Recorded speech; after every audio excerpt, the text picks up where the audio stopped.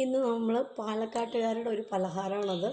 ഗോതമ്പ് കൊണ്ട് അടദോശ ഉണ്ടാക്കില്ല അത് കേട്ടോ.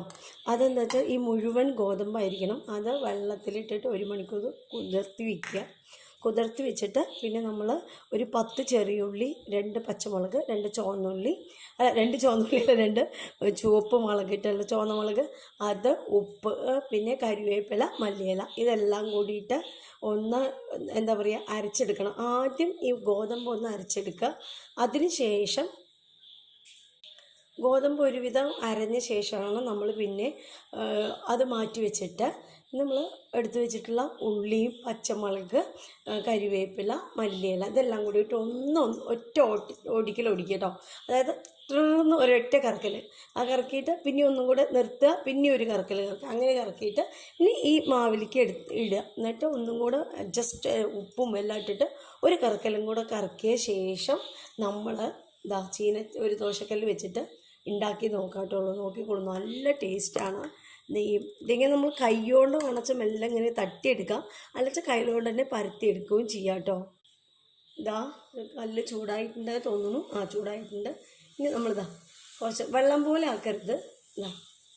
മാവിങ്ങനെ പരത്തിയിട്ട് കയ്യിലുകൊണ്ട് തന്നെ പരത്താം, ഇല്ലെങ്കിൽ നമ്മൾ കയ്യിൽ തട്ടി എടുക്കാം. ഇങ്ങനെ പതുക്കെ ഇങ്ങനെ തട്ടി കൊടുക്കുകയും ചെയ്യാം കേട്ടോ. ഇതിൻ്റെ മീതെ ലേശം നല്ലെണ്ണ ഒഴിച്ച് കൊടുക്കുക. എന്നിട്ട് ഒരു ഭാഗം വെന്ത് കഴിഞ്ഞാൽ നമ്മളത് പതുക്കെ മറിച്ചിടണം കേട്ടോ.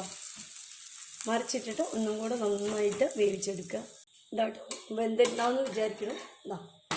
കണ്ടോ, ഇതാണ് നല്ല ടേസ്റ്റി ആയിട്ടുള്ള ഒരു ദോശയാണത്. ദോശ നമ്മൾ അടദോശ എന്ന് പറയും. ഇതാട്ടോ, ഇത് കൈകൊണ്ട് പരത്തിയതാണ്. അത് കൈകൊണ്ട് ഇങ്ങനെ പരത്തിയെടുക്കുന്നതാണിത്. ഇങ്ങനെയും ചെയ്യാം. ഇത് അല്ലാണ്ട് കയ്യിലോണ്ട് നല്ല വലിയ ദോശ ഉണ്ടാക്കാം. ഇതിങ്ങനെ തട്ടിയെടുക്കുന്ന ദോശയാണ്. ഇത് ഇങ്ങനെയും ചെയ്യാം, അങ്ങനെയും ചെയ്യാം. നിങ്ങൾക്ക് ഇഷ്ടമുള്ള പോലെ ചെയ്യാം. ഇതൊക്കെ ചെയ്യാൻ ഇഷ്ടമില്ലെങ്കിൽ ദോശ പോലെ തന്നെ ഉണ്ടാക്കാം കേട്ടോ. പക്ഷേ ടേസ്റ്റ് അപാരം മക്കളെ. ഇത് നമ്മുടെ അടുത്ത അടദോശയും ആയിക്കഴിഞ്ഞു. ഇത് ലേശം വെളിച്ചെണ്ണ ഒഴിച്ച് കൊടുക്കുക. വെളിച്ചെണ്ണ അല്ല കേട്ടോ, നല്ലെണ്ണ, നല്ലെണ്ണ ഒഴിച്ച് കൊടുത്തു. എന്നിട്ട് കുറേ നേരം ഇങ്ങനെ വേവിക്കുക. അടച്ചു വെച്ച് വേവിക്കുകയാണെന്ന് വെച്ചാൽ വേഗമാകും. അടച്ചു വെച്ച് വേണമെച്ചാലും വേവിക്കാം. ഞാനിപ്പോൾ ഇങ്ങനെ തന്നെ വേവിക്കുകയാണ്. നന്നായിട്ട് വെന്ത് വരുമ്പോൾ മറിച്ചിടാം. അപ്പോൾ ഇതാട്ടോ നമ്മുടെ ഈ അടദോശയും ആയിക്കഴിഞ്ഞു. കണ്ടോ, നല്ല കാണുമ്പോഴേ നല്ല തിന്നാൻ തോന്നുന്നുണ്ട് കേട്ടോ.